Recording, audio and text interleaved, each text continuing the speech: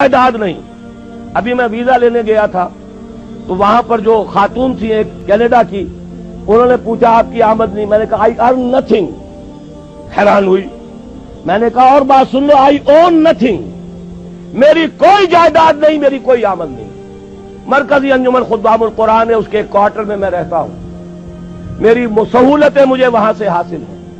2 وقت کی روٹی یہ میرے بچے ہیں جو کنٹریبیوٹ کر دیتے ہیں, اس سے میں کھا رہا ہوں. اس لیے کہ میرا ایک مکان تھا وہ میں نے بیچ کر ان کے لیے چھوٹے چھوٹے 3 کمرے کے 4 کوارٹر بنا دیے ہیں, اور وہ ان کے نام کر دیے. میرے نام پر, میری بیوی کے نام پر 1 پیسے کی جائیداد نہیں, کسی کمپنی کا کوئی 1 پیسے کا حصہ نہیں, کہیں میرے پاس کوئی بانڈز نہیں, اللہ بچائے رکھے اس لعنت سے, اور نہ کہیں کوئی میرے ہاں اس طرح کی اور کوئی شے موجود ہے. تو یہ اچھی طریقے سے جان لیجئے, میں نے زندگی لگائی ہے اسی کام کے لیے لگائی ہے. مجھے کوئی احساس محرومی نہیں ہے. روٹی مجھے ملتی رہی ہے, آج تک فاقہ نہیں آیا ہے. رزق اللہ نے اپنے ذمہ رکھا ہوا ہے, لیکن میری توانائی لگی ہے میکسیمم قرآن پڑھنے اور پڑھانے میں. خیرکم من تعلم القرآن وعلمہ. اور یہ کس لیے کیا؟ جب انجمن خدام القرآن لاہور کی قائم کی تھی, اس کے دیباچے میں لکھ دیا تھا کہ میں صرف انجمن بنانے کا قائل نہیں ہوں, میرے پیش نظر اقامت دین کی فرضیت ہے, میں ایک جماعت قائم کرنا چاہتا ہوں. یہ پہلا قدم ہے مرکزی انجمن خدام القرآن کا, اور یہ 1972 کی بات ہے, آج سے 21 برس قبل کی جو میں آپ کو بتا رہا ہوں. بہرحال پہلا کام وہی ہے جو حضور نے کیا. فرق یہ ہے وہ کافر تھے, انہیں قرآن کے ذریعے سے ایمان کی طرف دعوت دی گئی. ہم مسلمان ہیں, ہمیں قرآن کے ذریعے سے تجدید ایمان کی دعوت دینی ہے. مرحلہ ایک ہی ہے, اس میں کوئی فرق نہیں. نمبر 2, وہ جو حدیث میں سنا چکا ہوں, آمرکم بخمس بالجماعت والسمع والطاعت والہجرت والجہاد فی سبیل اللہ. اب جو لوگ واقعتاً شعوری ایمان اختیار کریں, شعوری طور پر فیصلہ کریں کہ مسلمان جینا ہے, مسلمان مرنا ہے, ان صلاتی و نسکی و محیای و مماتی للہ رب العالمین, یہ طے کریں نا پہلے.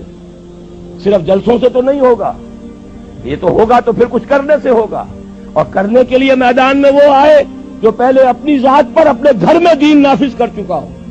اگر یہ نہیں ہے تو جھوٹا ہے, فریبی ہے, اسلام کا نام لیتا ہے. تو اپنی ذات پر اپنے گھر میں اسلام قائم کرو اور پھر جڑ جاؤ, ایک مل جل کر ایک جمعیت بنو, ایک طاقت بنو, ایک قوت بنو, جماعت بنو, حزب اللہ بنو. آمرکم بخمس, میں تمہیں 5 باتوں کا حکم دے کر جا رہا ہوں. جماعت کی شکل میں رہو, جماعت بھی ڈھیلی ڈھالی نہیں. بالجماعت والسمع والطاعت, سنو اور اطاعت کرو, لسن اینڈ اوبے. ایسی منظم جماعت.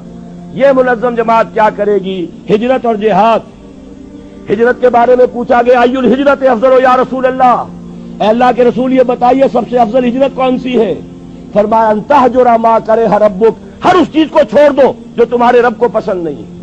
یہی وجہ ہے میں نے جب جماعت تنظیم اسلامی کے نام سے قائم کی ہے, اس تنظیم اسلامی کی جماعت میں جو عہد نامہ ہے اس میں شمولیت کا, اس کی پہلی شق یہی ہے, انی اعاہد اللہ, میں اللہ سے ایک عہد کرتا ہوں, ان اہجر کل ما یکرہہ, ہر اس چیز کو چھوڑ دوں گا جو اسے ناپسند ہے.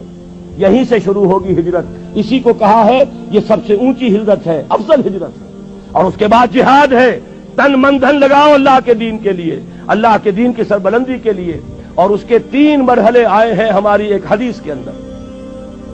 تم میں سے جو کوئی بری کو دیکھے, حدیث بہت عام ہے, سب کو یاد ہوگی, اس کا فرض ہے طاقت سے روکے, اور اگر اس کی ہمت نہیں ہے زبان سے روکے, اس کی بھی ہمت نہیں ہے تو دل سے نفرت ضرور رکھے, اور یہ ایمان کا کمزور ترین درجہ ہے. ظاہر بات ہے اس جماعت میں, تنظیم اسلامی میں, اس حزب اللہ میں, اس خلافت کو قائم کرنے والی آرگنائزیشن میں وہی لوگ آئیں گے جنہیں بدی سے نفرت ہے اور نیکی چاہتے ہیں کہ قائم ہو جائے. وہ معاونین کی تحریک ہم نے رکھی ہے, تحریک خلافت کے معاونین. تنظیم میں آنے کے لیے بیعت ہے, بیعت سمع و طاعت فی المعروف, شریعت کے دائرے کے اندر اندر جو حکم دو گے مانیں گے. وہ حکم کوئی بھی ہو, ہماری طبیعت کے مطابق ہو یا ہماری منشا کے خلاف ہو, شریعت کے خلاف نہ ہو تو مانیں گے.